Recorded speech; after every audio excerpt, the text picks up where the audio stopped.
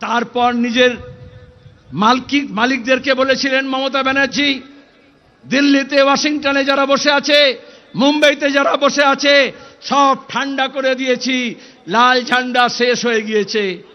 ওরে লাল ঝান্ডা একটা 1.5 গজের কাপড়ের টুকরো না। কোন কর্পোরেট কোম্পানির ইলেকট্রাল বন্ডের টাকা দিয়ে, চিট ফান্ডের টাকা দিয়ে এই কাপড় টুকরো কেনা হয়নি।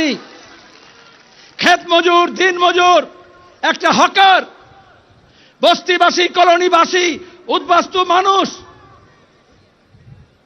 শ্রমিক, অস্থায়ী শ্রমিক, যারা দিন আনে দিন খায়, দিন মজুর, যারা বিভিন্ন স্কিমে কাজ করে, যাদের কোনো নিরাপত্তা নেই, কাজের কোনো সামাজিক নিরাপত্তা নেই, যে ভূমিহীন কৃষকের জমির দাম ছিল না, তারা সবাই জোরদার, জমিদার, মালিক, পুলিশ, এই স্বাধীন ভারতের পুলিশ, বাংলার পুলিশ হোক আর ব্রিটিশ পুলিশ হোক, তার বিরুদ্ধে লড়াই করেছে, নিজের বুকের কলজের রক্ত দিয়ে এই ঝান্ডাকে লাল করেছে। আজকে শুভেন্দু বড় বড় কথা বলছে, তৃণমূলের ঝান্ডা নিয়ে কিষাণজির মাওবাদীদের ল্যান্ডমাইন আর মেশিন গান নিয়ে কি বলেছিল, মেদিনীপুরে লাল ঝান্ডা কেন, লাল ন্যাকড়াও দেখা যাবে না। আর এখন সেই তৃণমূলের ঝান্ডাকে নিয়ে ন্যাকড়া বানিয়ে অমিত শাহের পেছন মুছতে গিয়েছে, বলে দল বদল করেছি। আমরা গর্বিত, আমাদের এই কর্মী বাহিনী, যাদের জন্য কোনো ছাউনি করতে হয়নি, এয়ার কন্ডিশন ক্যাম্প তো ছেড়ে দিন, তাঁবু ছেড়ে দিন, কোনো খানার ব্যবস্থা করা হয়নি। এই প্রচন্ড রোদে দুপুরবেলা কি করে এসে বসবে লাখ লাখ মানুষ, মিডিয়া এই নিয়ে গবেষণা করছিল। এই বাংলার দিশা পাল্টাতে, দশা পাল্টাতে আজকে আমাদের প্রকৃতিও সহায়, আজকে এত তপ্ত রোদ হয়নি, মেঘের চাদরে মুড়ে দেওয়া হয়েছে। কেন আমরা এসেছি? আমরা লড়াইয়ের বার্তা দিতে এসেছি। এখানে লড়াই শেষ না, আজ থেকে লড়াই শুরু। মানুষের যে দুর্দশা আজকেও দেখেছেন, খড়গপুরে ওই রেশমি মেটালিক্স, যা তৃণমূলের নেতাদের তোলা দিয়ে কারবার চালায় আর জমি দখল করে, সেখানে দাঁড়িয়ে ধসে 3 জন শ্রমিকের মৃত্যু হয়েছে। আমি সেদিন গিয়েছিলাম মুর্শিদাবাদের শামশেরগঞ্জে, সুতির সাজুর মোড়ে, কোথাও পুলিশের গুলিতে আর কোথাও দাঙ্গাবাজ হামলাকারীদের বিরুদ্ধে আক্রমণে যে মানুষ মারা গেল, তাদের কাছে গিয়েছিলাম ঐক্যের বার্তা নিয়ে, সম্প্রীতির বার্তা নিয়ে। আমরা এখানে যখন মিটিং করছি, আক্রান্ত আমরা প্রতিনিধিরা, যে অম্বিকেশ মহাপাত্র কার্টুন ফরওয়ার্ড করেছিল সত্যজিৎ রায়ের বার্তা, তাকে তৃণমূল হামলা করেছিল, পুলিশ মামলা করেছিল, জেল দিয়েছিল, তার নেতৃত্বে আমাদের প্রতিনিধি দল, এখন আমরা আক্রান্ত। তারা ওই মনীন্দ্র বর্মন লোকগীতি গায়, ভাওয়াইয়া সঙ্গীত, এই শিক্ষক নিয়োগের দুর্নীতি, আর যে 26,000-এর চাকরি গিয়েছে তার জন্য গান বেঁধেছিল, গান লিখেছিল। স্বভাব কবি, সবসময় গান লেখে, গান গায়, লোকশিল্পী বলতে পারেন, গ্রাম্য শিল্পী বলতে পারেন। গান আপলোড করার পরে পুলিশ তার বিরুদ্ধে মামলা রুজু করেছে, তাকে তোরা হামলা করেছে, সে এখন ঘর ছাড়া। যারা আমাদের ঘর ছাড়া করছে, আন্দোলনকারীদের ছাড়া করছে, আমরা শপথ নিচ্ছি তাদেরকে আমরা রাজ্য ছাড়া করে ছাড়ব।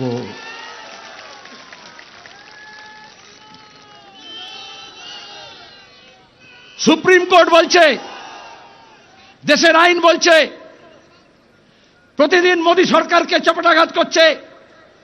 যেভাবে সার্ভেলেন্স, যেভাবে নজরদারির ব্যবস্থা করা হচ্ছে, নাগরিকদের অধিকার কেড়ে নেওয়া হচ্ছে, গণতান্ত্রিক অধিকার কেন হচ্ছে? আপনি কি খাবেন, কি পরবেন, কোন কথা বলবেন, কার সঙ্গে যাবেন, এই সব নাকি তারা ঠিক করে দেবে। আমাদের সংবিধান বলছে আমাদের অধিকার আছে প্রত্যেকের নিজের নিজের, মেরি মার্জি। সেখানে দাঁড়িয়ে আমাদের যে বৈচিত্র্য আছে, এই যে আলাদা পোশাক আছে, আলাদা খাদ্যাভ্যাস আছে, আলাদা বুলি আছে, আলাদা ভাষা আছে, আজকে একটা ফাঁসিবাদী রাষ্ট্র তৈরি করার জন্য যে না ফাঁসিবাদী ঝোঁক দেখা দিচ্ছে, আরএসএস এই কাজটা চেয়েছিল, ধর্মের উন্মাদনা তৈরি করে, ধর্মীয় ভাবাবেগ তৈরি করে একটা ধর্মীয় রাষ্ট্র করব বলে তারা গোটা দেশে, উত্তর ভারতে, মধ্য ভারতে, পশ্চিম ভারতে গত 3 দশক ধরে যে তাণ্ডব নৃত্য করেছে, গুজরাটে যে গণহত্যা করেছে, আজকে মমতার দয়ায় আর দোয়ায় সেই আরএসএস আমাদের রাজ্যে ঘর বাঁধছে আর মানুষের ঘর ভাঙছে।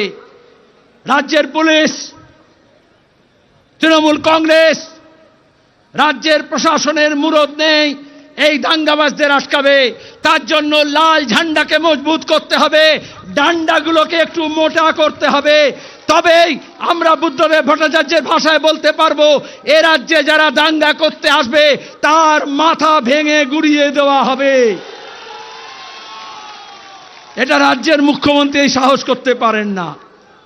এই বাংলার বুকে জ্যোতি বসু বলেছিলেন যে আজকে গোটা পৃথিবী মানে, যে গোটা দেশ মানে, তাকে জিজ্ঞেস করা হয়েছিল দাঙ্গা কেন হয়, জ্যোতি বসু বলেছিলেন সরকার চাইলে দাঙ্গা হয় আর সরকার না চাইলে দাঙ্গা হয় না। তাহলে ধুলাগড় বলুন, বসিরহাট বলুন, রানীগঞ্জ, আসানসোল বলুন, উত্তরবঙ্গের বিভিন্ন স্থান বলুন, এই গত বছর রিসরা বলুন, শিবপুর বলুন, মমতা ব্যানার্জি মুখ্যমন্ত্রী চেয়েছিলেন কারণ তিনি আরএসএস এর দুর্গা। আরএসএস তাকে পরিয়েছে, খাইয়েছে, লোকবল জুটিয়েছে, কর্পোরেট ফান্ড দিয়েছে, টাকা দিয়েছে, মুরব্বিয়ানা দেখিয়েছে, আর তারপরে যত সবাইকে এক কাট্টা করেছিলেন, জামাত, জমিয়ত, মাওবাদী, এসইউসি, বিজেপি সব এক হয়ে বলেছিল লাল হটাও দেশ বাঁচাও।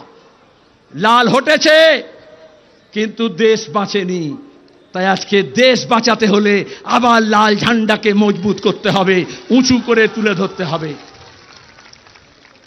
এটা শুধু ব্রিগেড সমাবেশ না, কিষাণ সভা, ক্ষেত মজদুর সংগঠন, বস্তি উন্নয়ন সমিতি, সিআইটিউ কর্মীরা গত কয়েক মাস ধরে মাঠে, ময়দানে, খেতে, খামারে, কলে, কারখানায়, ইট ভাটা থেকে যেখানে বিড়ি বাঁধে, যেখানে মিড ডে মিলের ওয়ার্কার, যেখানে আইসিডিএস এর কর্মী, যেখানে আশা কর্মী, যেখানে বিভিন্ন স্কিম ওয়ার্কার, যেখানে বেকার ছেলে মেয়ে, যেখানে পরিযায়ী শ্রমিক, যেখানে গিগ ওয়ার্কার, তাদের সবার কাছে আপনারা গিয়েছেন।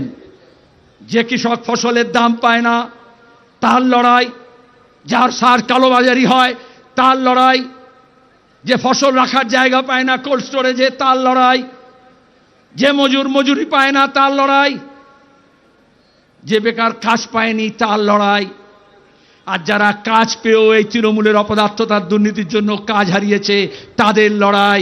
এই সব লড়াইকে মালা গাঁথার মতো করে, আমাদের যেমন পুঁথি গাঁথা হয়, যেমন একটা মালা হয়, যেমন ফুলগুলোকে একটা সুতোর মধ্যে গেঁথে মালা তৈরি করা হয়, সেই রকম এই ধরনের আন্দোলনগুলোকে গণ আন্দোলনের জোয়ার তৈরি করার জন্য প্রত্যেকটা আন্দোলনকে আমাদের ঐক্য একই সূত্রে গাঁথতে হবে। সেই কাজই লাল ঝান্ডা করছে। এজন্য বিজেপি আর তৃণমূলের দুজনেই প্রতিদিন দেখবেন, যারা বলেছিল সিপিএম শেষ, লাল ঝান্ডা শেষ, বিজেপি বলছে ওখানে সিপিএম আছে, লাল ঝান্ডা আছে, বিজেপি বলছে ওখানে সিপিএম আছে, লাল ঝান্ডা আছে। আমরা বলছি হ্যাঁ আমরা আছি, কারোর দয়ায় আমরা বেঁচে নেই। আত পেটা খেয়ে না খেয়ে ঘর ছাড়া হয়েও আমার কর্মীরা লাল ঝান্ডা ছাড়েনি, ছাড়বে না। কারণ এটা একটা আদর্শ, এটা একটা লক্ষ্য। বিজেপি আর তৃণমূল এই বাংলাকে একটা লক্ষ্যহীন জায়গায় নিয়ে যেতে চাইছে, যেখানে আমাদের ইতিহাস, আমাদের সংস্কৃতি, আমাদের শিক্ষা, আমাদের ঐক্য সম্প্রীতি, আমাদের ভালোবাসার সম্পর্ক, আমাদের শান্তি, এই সবটাকে ওরা ছিঁড়ে খাবলে খেতে চাইছে।